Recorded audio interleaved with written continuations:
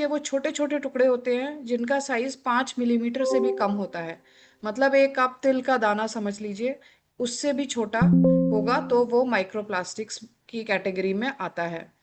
ये हमारी बॉडी में तो रहता ही है, पोल्यूटेंट है।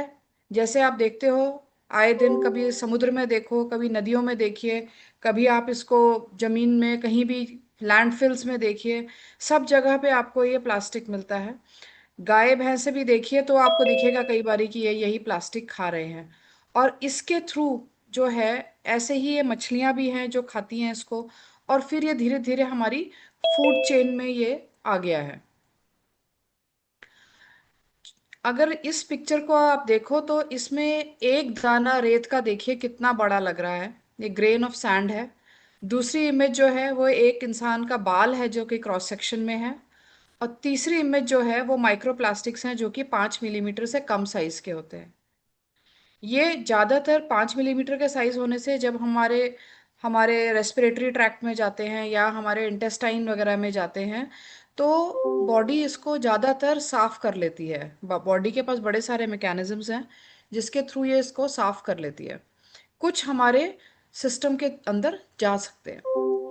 अगर इसका साइज आप देखिए रेड ब्लड सेल से, तो ये 8 माइक्रॉन्स है। माइक्रॉन्स मतलब 1000 millimetre, 1000 micron is equal to 1 millimetre. तो आप सोचिए कितना कम है साइज में। और उससे भी छोटा, 1 माइक्रॉन से भी छोटा जो है, प्लास्टिक का एक और छोटा कण होता है जिसको नैनो प्लास्टिक्स बोलते हैं। माइक्रोप्लास्टिक से भी ज़्यादा नुकसान ये नैनो प्लास्टिक है जो हमारी बॉडी को करता है, क्योंकि ये हमारी बॉडी के सारे जो बैरियर्स हैं जो हमारे को प्रोटेक्शन देते हैं, उसको ये पेनिट्रेट करके उसको अंदर, उसके अंदर चला जाता है, हमारे सर्कुलेशन में आ जाता है और ये हमारे बॉडी के किसी भी ऑर्गन में जा सकता है। जैसा मैंने आपको पहले बोला था कि कई सालों तक, दशकों तक हम हमारे लिए ये बहुत बड़ी बात नहीं थी, जबकि green peas force, green ocean, ऐसी बहुत सारी एजेंसीज चल रही थी जो कि हमको ये चेतावनी दे रही थी कि हमारा जो समुद्र है उसमें पूरा पॉलीथीन घूम रहा है। हमारी जो मरीन लाइफ है, वेल्स हैं और भी जितनी फिशेस हैं, टर्टल्स हैं, इन सब में जो है वो माइक्रोप्लास्टिक्स मिल रहा है और ये एनवायरनमेंट के लिए, मरीन लाइफ के लिए ठीक नहीं है। लेकिन इंसान ने उसको बहुत सीरियसली लिया नहीं। अब ये सिचुएशन आ गई है कि ये नैनो प्लास्टिक्स, माइक्रो प्लास्टिक्स हमारे बॉडी के सेल्स के अंदर आ गए। ये एक ह्यूमन सेल है पूरा, और इसके अंदर ये नैनो पार्टिकल चला गया है। और ये नैनो पार्टिकल अकेला अपना प्लास्टिक नहीं होता है, बट ये अपने साथ साथ बहुत सारे अदर टाइप के केमिकल्स को भी लेके आता है जो कि हमारी बॉडी के सेल के लेवल पे उसको डिरेंज करते हैं, उसको नॉर्मल फंक्शन नहीं करने देते। ये आता कैसे है हमारे शरीर के अंदर? खाने से, सांस के थ्रू, रेस्पिरेशन के थ्रू, और हमारे स्किन के थ्रू भी आता है। और जब ये एक बार हमारी बॉडी के अंदर पेनिट्रेट कर गया, तो जितने भी ऑर्गन्स हैं, जहाँ जहाँ पे कि ब्लड सप्लाई बहुत ज़्यादा है, हमारे लंग्स में ब्लड सप्लाई बहुत ज़्यादा है, हमारे हार्ट में है, लिवर में है, किडनी में है, ब्रेन में है, बोन मैरो में है, जब कोई लेडी प्रेग्नेंट होती है तो प्लेसेंटा में। तो ये जितने भी ऑर्गन्स हैं जहाँ पर कि ब्लड सप्लाई बहुत ज़्यादा होती है, वहाँ वहाँ पे ये माइक्रोप्लास्टिक्स और नैनो प्लास्टिक्स का इम्पैक्ट होने का चांस उतना ज़्यादा बढ़ जाता है। जब हम खाते हैं, खाने से क्या होता है, खाने के हमारे क्या सोर्स हैं? हम सी फूड खाते हैं, नहीं तो पानी, नॉर्मल एक पानी भी पी रहे हैं, गर्म पानी जो हम प्लास्टिक में ले रहे हैं, टेबल में जो नमक रखा हुआ है प्लास्टिक के कंटेनर में। हॉट फूड इन प्लास्टिक का मतलब है कि जैसे आजकल ये स्विगी का ज़माना आ गया है, जोमेटो का ज़माना आ गया है। सारे के सारे आपको जो खाना सर्व करते हैं, वो जिन डब्बों में सर्व करते हैं, वो प्लास्टिक के डब्बे होते हैं। और उन प्लास्टिक के डब्बों में जब ये गरम गरम खाना डाला जाता है, और वो तेल होता है उसमें इतना सारा, तो वो दो चीज़ें, गरम और ऑयली, ये दो चीज़ें जो नैनो प्लास्टिक्स जो कि खाने में आने चाहिए उसको कई गुना बढ़ा देते हैं, उसके रेट को, डिफ्यूजन ऑफ रेट को बढ़ा देते हैं। तो एक साल में आप मान लीजिए एक इंसान करीब करीब 39,000 से 52,000 नैनो पार्टिकल्स खाता है, इंजेक्शन के थ्रू, पानी और खाने के थ्रू लेता है, और वो हमारी गट की जो लाइनिंग है, हमारी इंटेस्टाइन की लाइनिंग है, उसको ब्रेक करके हमारे सर्कुलेशन में जा रहा है। दूसरा तरीका है सांस लेने से। सांस लेने में क्या है, गांव में से ज़्यादा शहरों में, जहाँ टेक्सटाइल्स हैं, जहाँ पे कि शहरों में डस्ट बहुत ज़्यादा है, हरियाली बहुत कम है, और जहाँ पे कि ट्रांसपोर्टेशन बहुत ज़्यादा है, जो ये रोड का जो रबर है ना, ये रबर जब रोड पे घिसता है, चलता है, तो वो भी नैनो पार्टिकल्स को एलिमिनेट कर रहा है, एमिट कर रहा है। और करीब करीब 29 से लेके 280 पार्टिकल्स पर स्क्वायर मीटर पर डे, इतना एयर में नैनो पार्टिकल्स हैं। और ये हमारे, हम जब इसे सांस के थ्रू अंदर लेते हैं, तो ये हमारे जो लंग्स के अंदर जो एल्वियोलाई होते हैं, जो सबसे आखिरी पॉइंट होता है जहाँ पे कि ऑक्सीजन और कार्बन डाइऑक्साइड का एक्सचेंज होता है, वहां पे जाके ये उस बैरियर को ब्रेक करता है। तीसरा, मेडिकल, जो कि हमारे को एक्चुअली में तो इलाज के लिए हम देते हैं, मगर आप देखिए, अब पहले के ज़माने में आपको याद होगा 1970s 80s 90s तक जो ग्लूकोज की बोतल होती थी, एक्चुअली कांच की बोतल होती थी, लेकिन उसमें ब्रेकेज वगैरह बहुत ज़्यादा होने का चांस होता था। तो इस वजह से वो धीरे धीरे, जैसे ही प्लास्टिक का यूज़ ज़्यादा स्टार्ट हो गया, तो वो सलाइन बैग्स शुरू हो गए, प्लास्टिक के बैग शुरू हो गए, सिरिंजेस प्लास्टिक की शुरू हो गई, जितने लुब्रिकेंट्स हैं वो प्लास्टिक के शुरू हो गए।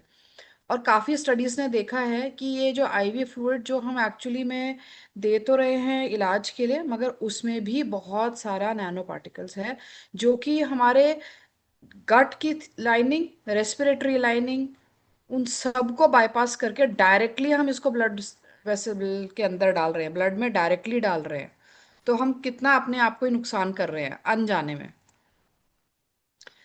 जब हम इसको, सांस के थ्रू आता है हमारे एयर में, तो ये खाली जैसे मैंने अभी आपको बोला कि डस्ट है या रबर के पार्टिकल्स हैं, उसके अलावा ये फाइबर्स हैं। फाइबर्स कहाँ से आ गए, जो हमारे पिलोज हैं, जिसमें हम आजकल सिंथेटिक फाइब कॉटन यूज़ कर रहे हैं, हमारे क्लोथ सिंथेटिक हैं, उन सब में नैनो पार्टिकल्स हैं। और ये हमारे लंग्स में जाके लॉज करते हैं, और हमारे लंग्स में इन्फ्लेमेशन होता है, इरिटेशन होता है, लंग्स में फाइब्रोसिस हो जाती है, और उसकी वजह से जो ऑक्सीजन कार्बन डाइऑक्साइड एक्सचेंज का जो सरफेस एरिया है, वो कम हो जाता है। लोगों को बहुत सारी रेस्पिरेटरी इलनेस होती हैं, जिसके लिए अस्थमा जैसे एक बहुत कॉमन बीमारी है, और इसके लिए कई बहुत बार स्टेरॉइड्स वगैरह देने की ज़रूरत पड़ती है। अगर हम इंटेस्टाइन की बात करें, तो हमारे इंटेस्टाइन में हम सब जानते हैं कि एक गट का एक अपना माइक्रोबायोम होता है, एक फ्लोरा होती है जो हमारे को प्रोटेक्ट कर रही है। और वो गट की फ्लोरा को बनाए रखने के लिए हम लोग प्रोबायोटिक्स वगैरह यूज करते हैं। लेकिन जब ये नैनो प्लास्टिक्स हमारी इंटेस्टाइन को डैमेज करते हैं, तो ये हमारी गट की फ्लोरा को भी डैमेज करते हैं। सो दो तरीके से असर होता है, एक तो हमारे एब्जॉर्प्शन नहीं हो पाता न्यूट्रिएंट्स का, और दूसरा क्योंकि फ्लोरा चेंज हो रही है, तो ये इंटेस्टाइन में भी बहुत सारी प्रॉब्लम्स क्रिएट कर रहा है, जिसमें से कि इन्फ्लेमेशन होता है, तो inflammatory bowel syndrome, inflammatory bowel disease, ये एक बहुत ही कॉमन टर्मिनोलॉजी हो गई है अब। इम्यून सिस्टम में, जनरल इम्यून सिस्टम में बहुत ज़्यादा रोल हो चुका है इसका, और ये इन्फ्लेमेशंस और हमारी जनरल इम्यूनिटी को लो कर रही है। केमिकल टॉक्सिसिटी का जो रोल है वो ये कि ये, इसमें बहुत सारे, जब हम एनवायरमेंटल टॉक्सिन्स हमारी बॉडी में आते हैं, तो ये इवन किडनी को भी डैमेज कर रहे हैं। केमिकल टॉक्सिसिटी के बारे में एक थोड़ा सा मैं आपको एक थोड़ा आइडिया देना चाहती हूँ कि 2000s में, अर्ली 2000s में स्वीडन ने अपने यहाँ पे ये रूल कर दिया था कि बच्चों की फीडिंग बॉटल्स प्लास्टिक की नहीं होंगी, कांच की होंगी। वहाँ प्लास्टिक बॉटल्स नहीं होती, क्योंकि उन्हें तब पता चल चुका था, और उन्होंने उसको अप्लाई कर दिया था कि माइक्रो प्लास्टिक्स और नैनो प्लास्टिक्स जब हम बच्चों को दूध देते हैं, और उसको टॉप फीड में दे रहे हैं, गुनगुना करके गर्म करके दे रहे हैं, माइक्रोवेव में गर्म कर रहे हैं, तो सोचिए हम क्या क्या गलत काम कर रहे हैं, कि प्लास्टिक से वो नैनो पार्टिकल्स जो हैं वो मिल्क में आ रहे हैं, और वो बच्चों को पी रहे, बच्चे पी रहे हैं। और क्या प्रॉब्लम हो रही है इसमें कि इससे नेक्स्ट जो है एमर्जिंग रिसर्च वाले टॉपिक में, जैसे एंडोक्राइन डिसरप्शन, रिप्रोडक्टिव इश्यूज लिखा है, इसका क्या रोल है। इसका इतना रोल तो डिफाइन हो चुका है कि आप लोगों ने बहुत सारे प्लास्टिक के डब्बों में लिखा होगा, देखा होगा कि नो बीपीए। बीपीए जो है एक केमिकल है, बिस्फेनॉल ए, जो कि प्लास्टिक बनाने में यूज होता ही होता है। और बिस्फेनॉल ए जो है वो अलग नहीं हो सकता केमिकल। वो उसके प्लास्टिक के कॉम्पोजिशन में वैसे का वैसे ही रहता है, चेंज नहीं होता।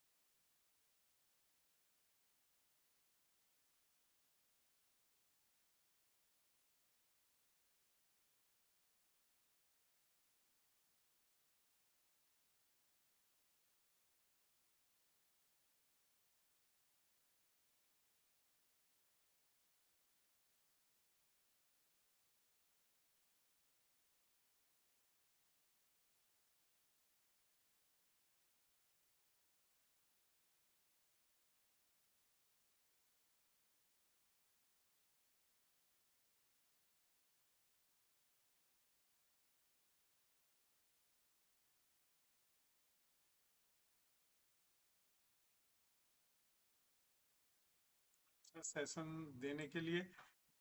कारण कि आजकल जो है प्लास्टिक हर जगह यूज होने लगी है, क्योंकि कंपनियों को भी इसको बनाना, मोल्ड करना इजी है और सस्ता भी पड़ता है।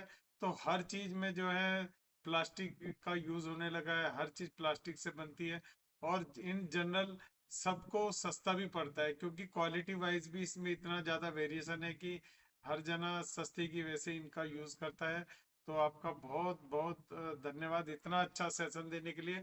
और सही बात है कि जो ये नैनो प्लास्टिक, इसकी वजह से बहुत सारे इशू आ रहे हैं। जैसे आपने बताया कि शुगर भी है, सांस लेने की प्रॉब्लम, हार्मोनल जो प्रॉब्लम्स हैं, और सारी चीजें आ रही हैं।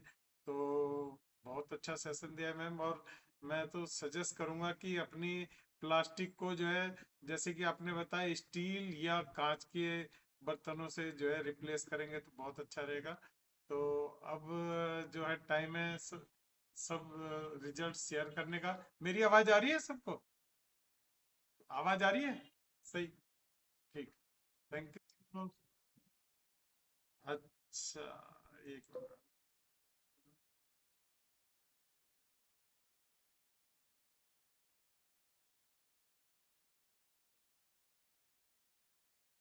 तो अभी आई मैं सही? अच्छा, पता नहीं क्या बनी। तो सबसे पहले मैं हेमंत भाटिया जी को अनम्यूट करूंगा। आप अपना शेयर करें।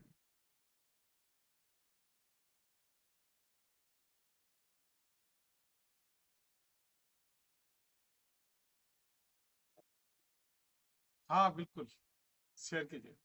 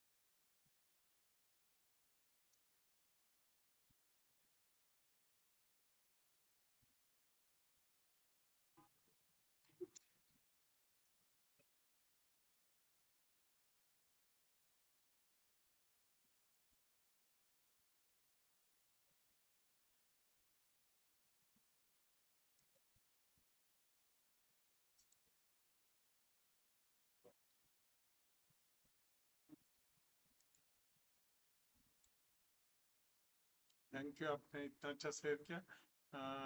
डॉक्टर नीलम मैम, आप अपनी तरफ से अनम्यूट करके शेयर कीजिए।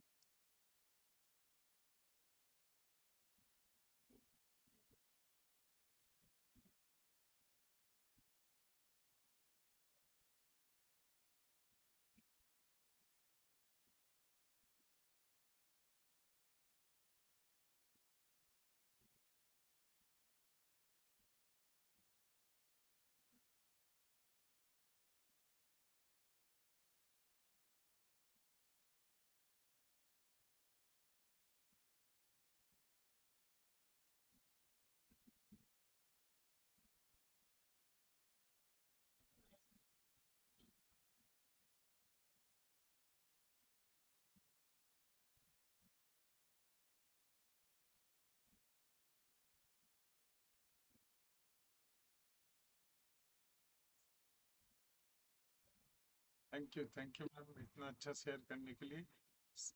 शशि मैम आप अपनी तरफ से अनम्यूट करके शेयर कीजिए।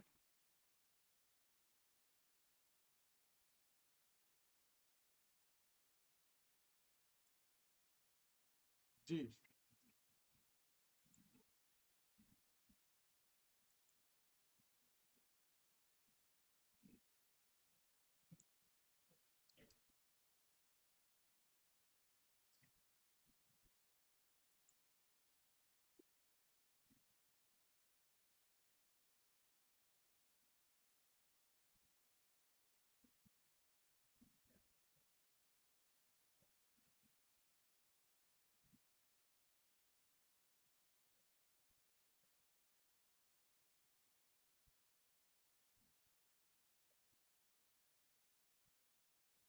थैंक यू मैम अपना शेयर करने के लिए इतना अच्छा। रविपन सर आप अपनी तरफ से अनम्यूट कर शेयर कीजिए। जी बोलिए।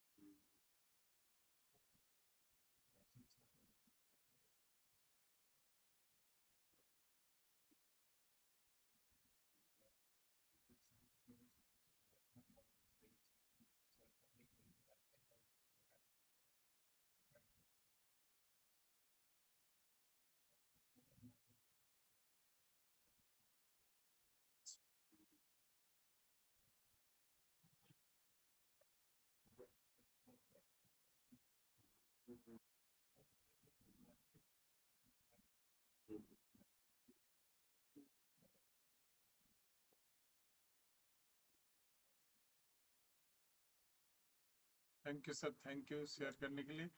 गौरी मैम आप अपनी तरफ से शेयर कीजिए। जी। जी मैम बोलिए।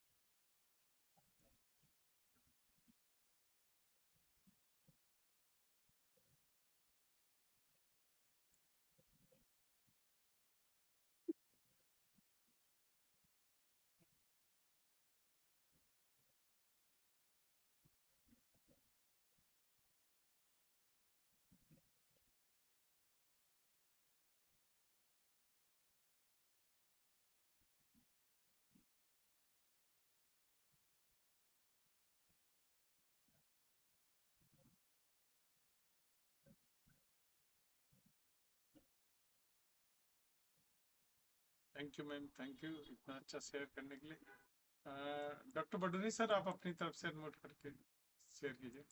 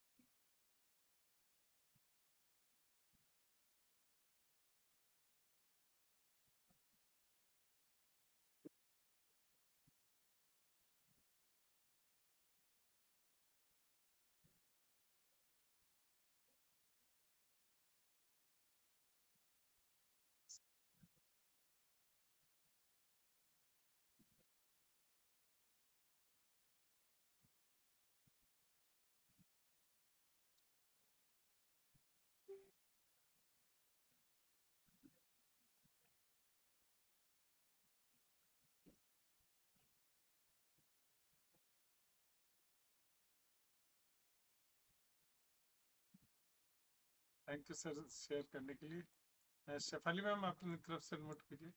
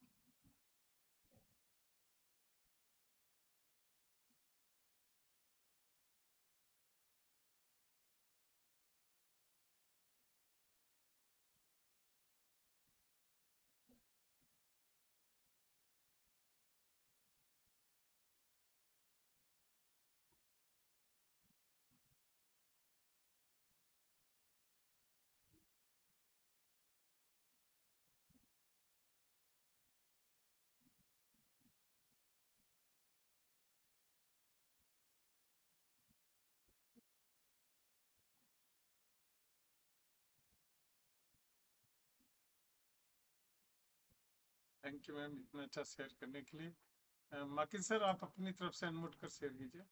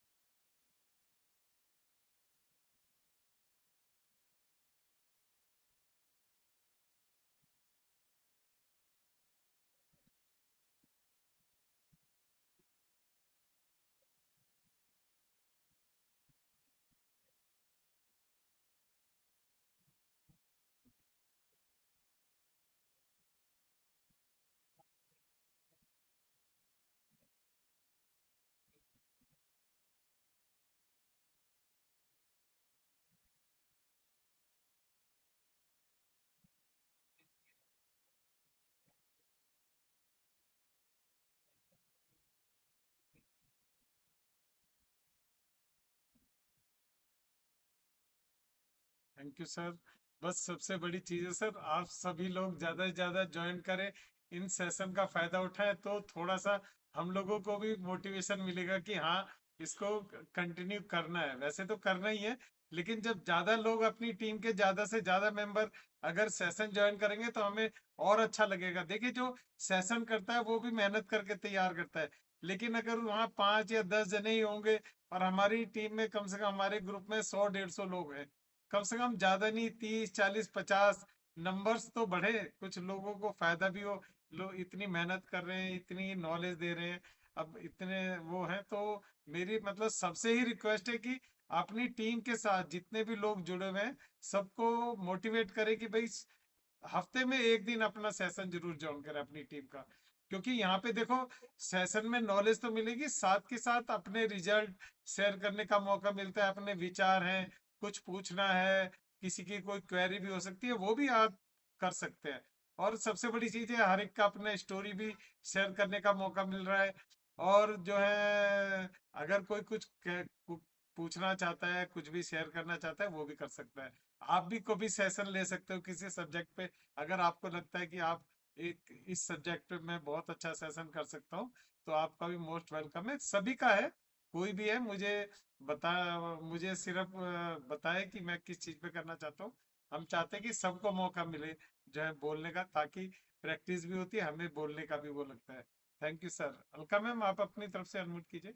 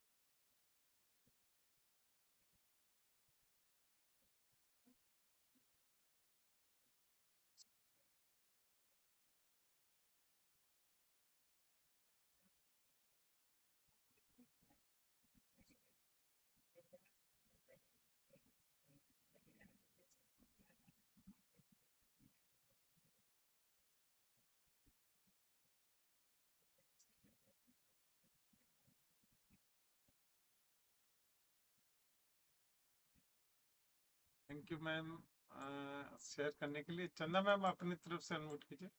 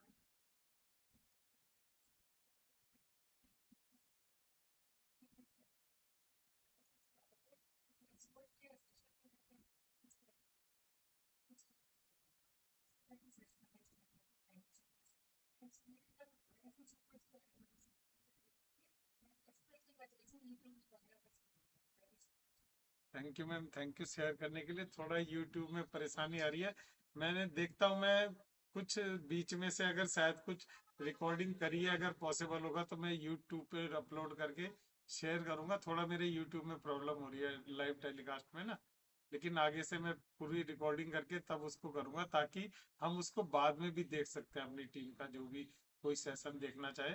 तो थैंक यू आपका शेयर करने के लिए।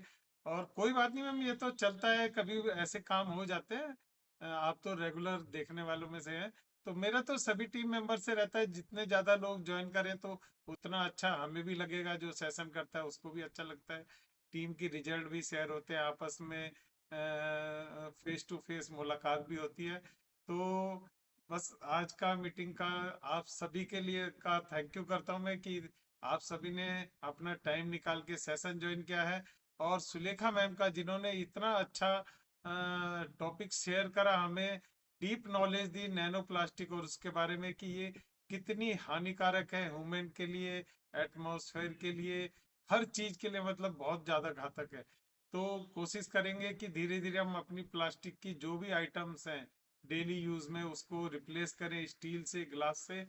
और आप सभी का थैंक यू, इतना जो है टाइम निकाल कर आए हैं। और हमारे मेंटोर गुरमुख सर, वीना मैम का, राजीव सर, सिल्की मैम का, सभी सीनियर कोचेस का जो हमें गाइडेंस दे रहे हैं, सपोर्ट कर रहे हैं, हमें मोटिवेट कर रहे हैं, थैंक यू आप सभी का, थैंक यू, थैंक यू।